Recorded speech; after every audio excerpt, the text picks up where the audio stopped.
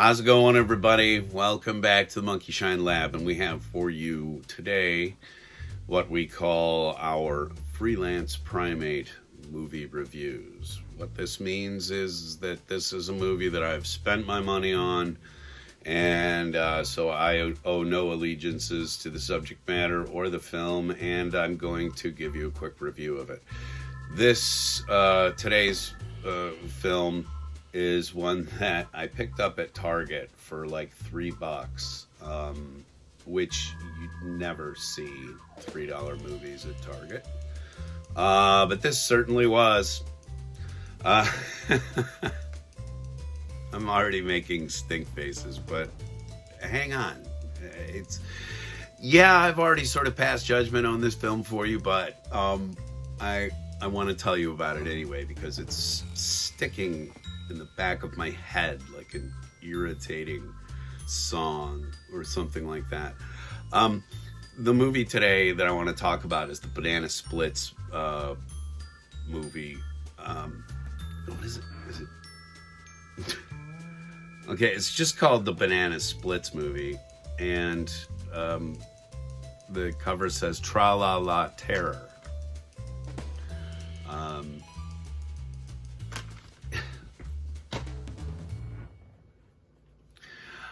You guys have seen me talk about Scooby-Doo and stuff, and the Mystery Machine, and in the diecast videos. I grew up on Scooby-Doo. The whole pattern of a Scooby-Doo episode is so ingrained in American society, that it's become a joke with, and I got away with it too, if not for you meddling kids and all that other stuff. But those cartoons started in the 70s, after they had already done the Banana Splits, which was an actual TV show. My wife, who is only a little younger than myself, she did not remember it. And so when we got into this movie, she didn't have any attachment to it at all, to the characters. And about a quarter of the way into the film said, wait a minute, this is a real thing? And I said, yeah, it was called the Banana Splits Power Hour or something like that. And they showed cartoons. They showed the Tom Sawyer cartoon, and they showed, a bunch of other stuff. And so it was a real kids show, and the musical group was patterned after animal sort of versions of the Monkees and other sort of successful singing groups at the time. Flash for and it's just that the characters were they were on screen very short amounts of time. It was usually sped up little sort of Keystone Cop skits and stuff like that, and sort of Benny Hill-esque chase scenes with the banana buggies, which were another focal point of my childhood. I always wanted a banana buggy. If you were a boy and you didn't want a banana buggy when you saw those damn things, you were a liar. And I would assume that lots of girls really dug them too, but it just in the 60s, late 60s and early 70s. We were still following a lot of gender-specific coding, kids. Anyway, this movie, it's like an episode of Scooby-Doo. It's like you mixed Scooby-Doo in with Blade Runner and mixed it in with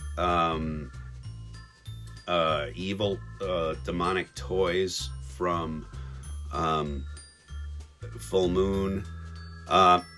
It's this sort of odd thing where, like in a parallel universe, instead of going 2 seasons in 68 and 70, that this show moved on and kept going, and that it became an American staple of sorts, kind of like Bozo the Clown, where people waited for their tickets and stuff. And so you have this kid who is obsessed with the TV show, which has fallen off in the ratings, but this one kid is still a huge fan. So his family gets him tickets to go see the show on the day that it is canceled. And so you have this weird sort of setup of children being in danger from semi-sentient robot characters. I hope I'm not giving too much away. But the banana splits themselves are kind of like the Rock-afire Explosion.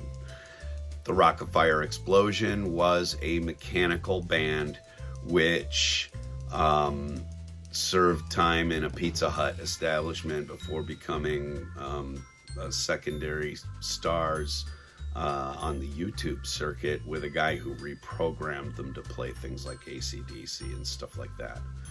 But anyway, they were robotic, pneumatic robots which played instruments for a show in a pizza hall, pizza joint like Chuck E. Cheese. Anyway, so you have these robots, these robot musicians who basically short circuit and lose their shit and begin killing people. And I thought, okay, this is a show from my childhood. I do not understand where anybody come up with this concept except to, like Blade Runner. They don't want to be canceled. Okay? They have feelings for robots. And I forget how they get them. They get short-circuited somehow. Somebody sprays some stuff on one of them and it lights his eyes up red and triggers a violent streak. What follows is the my childhood mascot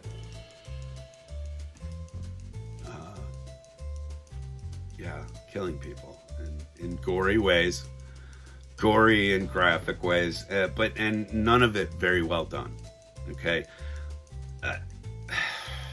I could give this movie some stars if it was some inventive killing that went on with the audience. I could give it some stars for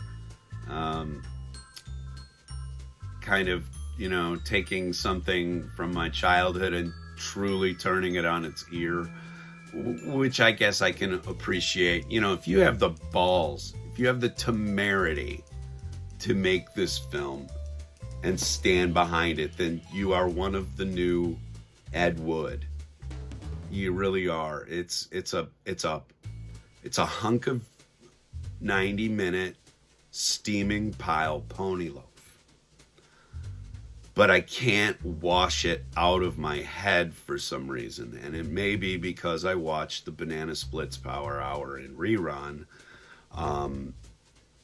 as a child. But this would be kind of like, like all of a sudden everybody in the New Zoo Review becomes Charles Manson mixed in with a little Freddy and Jason. It's a terrible film. I don't think it was even worth the money that I spent on it, which was $3. But I thought to myself, I need to see where this goes. I don't know if I can live with myself if I'm not familiar with this piece of shit. And like I said, for some odd reason, it's sticking in the back of my mind. I can't wash it out, scrape it off. I can't. And so I'm going to look into this some more. I'm going to find out about it because I got to know why the Hanna-Barbera sold the rights for this and allowed this to happen. I mean, somebody needed some quick dope money is all I can figure. But this is what happens when you sell a license with no condition. People go, okay, I'm going to turn Kermit the Frog into a serial killer. It's not easy being green. Anyway, that's all I really have on this. I really felt like I had to talk about this film because it's a real thing. I advise people to look into, if you're not familiar with the banana splits and all that, kind of like watch some clips on YouTube. They exist, and I'm not sure where Hanna-Barbera's got the rest of it for streaming, but I would love to watch the original show. The original show was a lot of fun. But this not so much. Anyway, thanks very much for sticking around for our quick review of this film. We like to do this. We like to get like some of the weirdest stuff that you couldn't consider till now, and sort of present it for your perusal. So thanks for sticking around. That's all we have for you here on Monkey Shine Lab for this episode, but we will be back with more toy talk, more nerd stuff, comic books, all kinds of stuff, and we do have another episode of The Flea Market coming very soon. Super happy for that. I've got a new camera rig and everything to provide better coverage of what's there. Anyway, thank you very much for coming out here to the Monkey Shine Lab. Please remember to like, share, and subscribe. And we'll see you next time. Yep. Yes, we will. Take care, everybody. Bye.